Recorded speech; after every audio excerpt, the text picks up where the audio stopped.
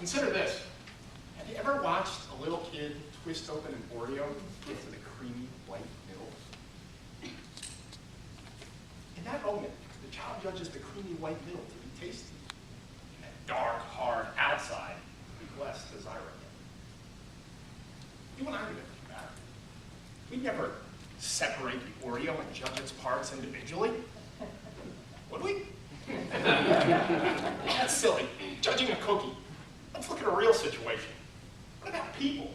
You and I would never see a person as only their rich, creamy inside, without understanding that there's a dark, hard outside that makes mistakes.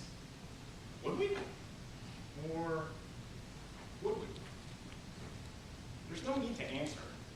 Like a grown-up eating the whole Oreo, we can accept people for who they are. Why does everyone have to be weighed on a scale? They don't. How do I know this? I reached this conclusion by watching others judge the most courageous leader I've ever met. Andy Carr will forever be my karate teacher, my fighting coach, in some ways, my second father. Andy Carr was born bald as a bat, onto a motorcycle forged from the fire of Hell's Angels, with muscles shredding his black as night leather jacket, like the Incredible Hulk. You know the angels and demons that hang over our shoulders?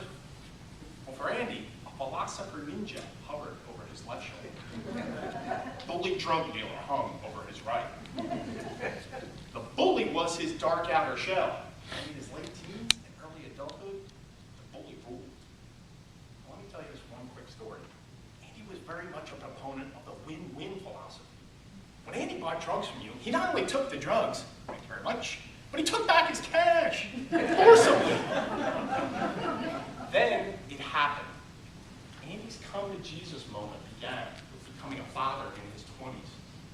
He broke out of the criminal lifestyle to build a successful real estate business. A philosopher ninja was his creamy middle. During this middle period in his life, the ninja shined. Contrary to what I thought was his tough guy image, he shared with us his weakest moments.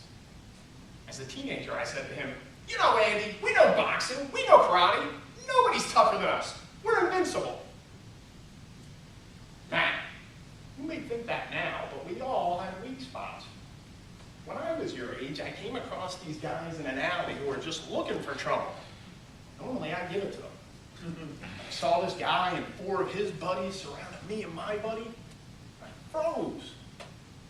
Fear got the best of me. I couldn't fight. I'll never forget that moment. I don't want to feel that way again. By sharing that story about his vulnerability, Andy was giving back the lessons and courage that he learned as a teenager at the Upper Darby Boxing Gym. For 40 years, the Upper Darby Gym rebuilt the lives of troubled teens in the local community, like Andy. When key leaders departed the gym, Andy stepped up and re-energized the gym with his spirit and character. He gave his wisdom to many people. Truants, criminals, the depressed, doctors, lawyers, engineers, it didn't matter. Andy Carr turned people's lives around for 20 years, leading the Upper Darby Gym and its members. And Andy lived happily ever after. Except, he didn't. When Andy's fighting skills faded later in life, he needed another adrenaline high to replace it. Back came the drugs. Back came the gangs. Back came the bully. And back came the scale upon which people weighed his life.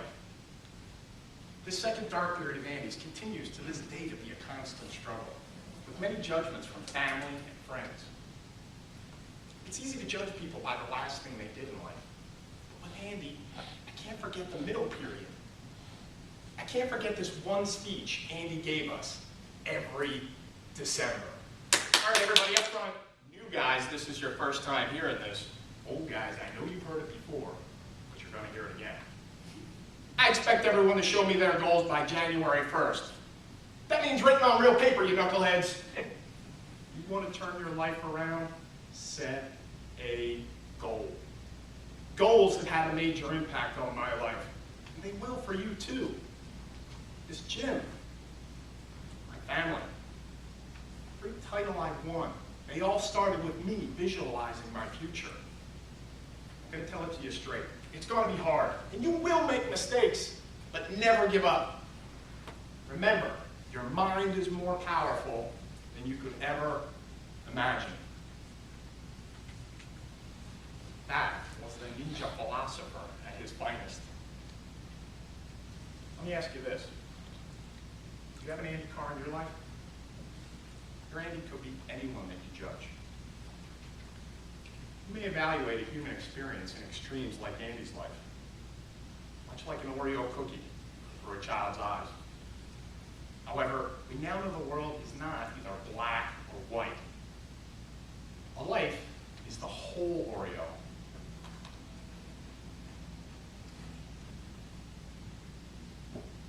And judging a person is wasted effort, because we are all shades of gray, different amplitudes. To answer the question from the beginning, will we judge a person on their mistakes alone and not their accomplishments? Yes, we would, and we do. I'm not here to pass judgment on that. However, I know from a wise master that we each possess incredible minds that are more powerful than we can ever imagine. We can change anything we want about ourselves, including our tendency to judge others. And so I challenge you to have compassion for each other with a mind free of judgment. Because to paraphrase a Wayne Dyer quote, judging a person does not define who they are.